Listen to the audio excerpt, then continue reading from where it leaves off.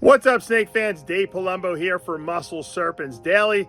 The sun is setting. It seems like it's always setting lately on all my videos because it's just getting dark too early. And I just don't have enough time to get in here before it's light out. Well, it's light out, I should say. Anyway, we're going to hopefully sneak this video in tonight. I hope I get it up before I leave tomorrow. Tomorrow's my son's birthday, January 10th, and we're going to Legoland. So we're surprising him. We're taking him out of school and his two sisters.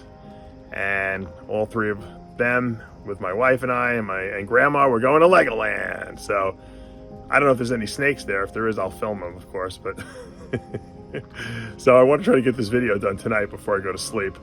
And hopefully I can get this up in the morning for you guys to see. And so that's why it's going to be a quickie. Over the weekend, I had someone come and pick up a rack. I was selling a Freedom Breeder rack. I still have one more actually for sale. If anyone's interested, it's a 4-footer. I guess he underestimated the rack size. And you'll have to watch the video to get the true appreciation for it. All right, let's go and take a look and see what went on this past weekend. I'm selling a Freedom Breeder rack. We've already taken 2 levels off of it. This is a 4-footer. It's almost like getting 100 clowns into one of these cars. Let's see if we can get this in there. I got my friend Brandon here. He's helping out. And we'll see if we can do this. I'm making space, guys. You know why I'm making space, right? Because I want to build myself, or I'm not going to build it myself. I want to build a water monitor enclosure. So I need more room in the reptile room. So I'm moving a couple of racks out that maybe I don't really need at this point. And we'll see if we can get these in the car. This is going to be tricky. Somebody's going to have to go on the roof probably. Now we got 3 levels inside the back trunk, and now they're putting 2 levels and they're going for the 3rd level. This is going to be a real trick. I don't know how they're gonna do it, but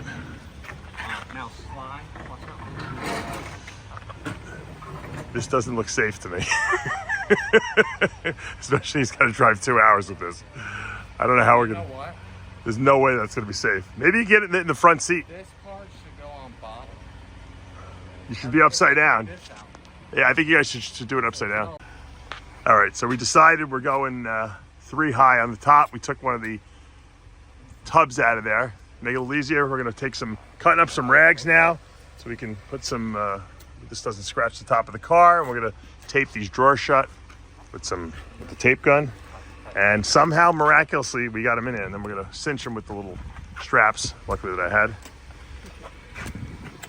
Good job. You're hired. Anyone ever wants to move racks, you hire Brandon. Brandon will go to your house. He'll pack you. He'll pack 6-foot cages into a Volkswagen if it means getting the job done. Hey, there's Jedi. Jedi, you checking out what's going on here? Come here. Come here. Oh, there's a good boy. There's a good boy. He wants to see what's going on with all the moving. He likes to be involved. Right, Jed? That's right. Come here, big boy. All right. Okay. Good boy. Good boy. Good boy. Good boy. All right. This is something you're not normally seeing. This is my olive pythons inside. My smaller pair.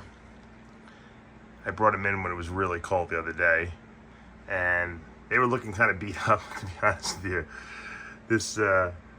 This male albino he had all kinds of red blotches on him, and I treated these guys with antibiotics for like 2 weeks because the female head albino had some nose rub, and because they were rubbing outside too much, and now they both shed out. You can see the sheds in here, the result of the sheds, and they look great. They look like brand new. So I think you guys are going to be going outside again. I don't know if you're into it, but you look like you were into it. Your big brother and sister love it outside. But when Pablo comes in, we're going to bring you outside again. Because you guys are looking all refreshed. Hopefully you guys will be okay outside again. So, glad to see. Sometimes when all you need is a good shed. Or a bad shed in this case. And they look great again. So, just giving you an update. A little health update. What's going on?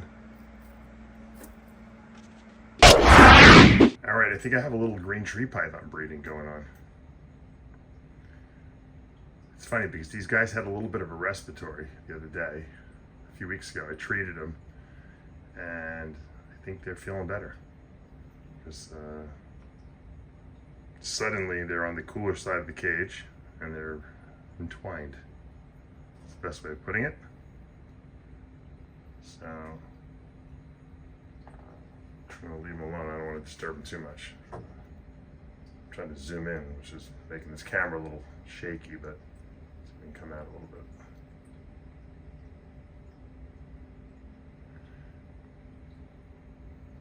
It's hard to see. I think they're locked. This would be awesome if they are. And as the other two are locked, this guy, or I should say this tub of green street python eggs is due to hatch, as you can see, any day. So we'll be looking at these all week long. It's the only thing I got in the incubator because there's nothing else breeding right now. I mean, there's nothing else laying eggs right now. So we'll see. Be cool. Something in January we can get some babies to play with. All right, guys. Look who I got out. My theoretical male albino water monitor. Opened the cage today. It's funny, you can't just go in there and reach it. If he's ready to come out, like he was by the cage entrance, and I just went in there and I scooped him up. And he was good at first, then he got a little upset, and then I walked around with him, and he seems to like walking around for some reason. He likes traveling. I'm actually touching him on top, which a lot of times they don't like that. And he's pretty good. He climbed up on I thought he was going to climb up to my head again, which I really wasn't looking forward to him doing. But he didn't. He decided to just hang out on my neck. He does have his claws in my jugular vein here, so I got to be careful that I don't piss him off. He's still blowing some air. He's not totally comfortable with everything I do to him, but maybe he doesn't like me talking on the camera either. But he's doing better. He's definitely letting me do stuff he never did before, so we're making progress here. Albino Water Monitor Training 101. Here it is. Got him out. Pablo noticed a really nice boa lock here. Got to show it off. This is double head Costa Rican T positive leopard, bred to double head Costa Rican T positive leopard. Got this from my friend Warren Booth a couple of years back. We did a little trade. I bred I have two females actually that are the same, and I bred the other female went this past year, and we didn't hit the double visual. Now we're gonna try again. As I told you, you go one male or one female. Don't try to hedge your bets with boas. So that's a good lock. So I'm pretty happy. She's a year older now, so the other one bred a year younger, and so she's probably got a better chance to produce more babies. Hopefully we'll have a better odds on this litter. Good luck. All right, last snake for today. This was just a quickie, busy Monday. Going to Legoland with the kids tomorrow. Maybe I'll take a little footage from there. If anyone's interested in Legos. This is my Orange Dream Fire Disco, which is known as a Disco Inferno.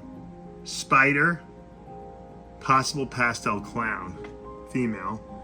Reproduced her last year. I can't even believe it. She's a little over a year old. She's got some really nice size. I think she's eating small rats. I wouldn't be surprised if Pablo slipped a medium in there. She's gorgeous. Look at the whites in her. Really, really nice. Beautiful. Beauty. I always loved the snake when I produced her. I never ever doubted selling her. I was like, you know what? This is such an unusual looking snake that I can't let her go. And I love the way the Disco Inferno, that Disco and Fire gene have that acts like super form together that really just throws a lot of white into the whole mix, and just beautiful.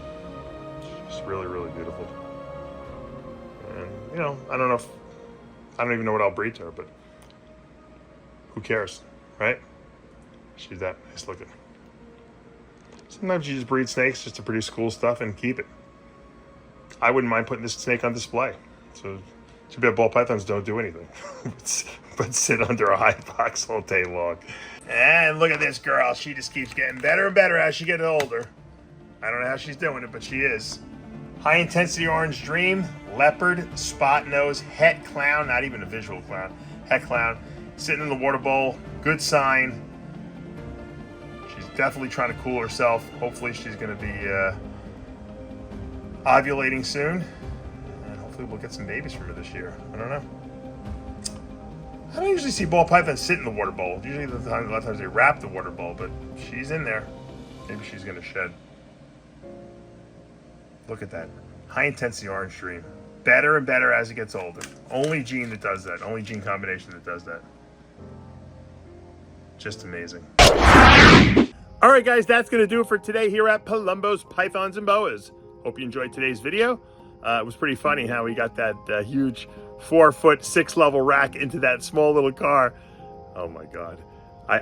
When he pulled up and he came all the way from Clearwater, which is like a 2.5 hour ride, I said, there's no way you're getting this rack into this car. And he even said, when he saw it, he's like, I'm gonna have to make 2 trips. And sure enough, my good friend Brandon St. Pierre saved the day.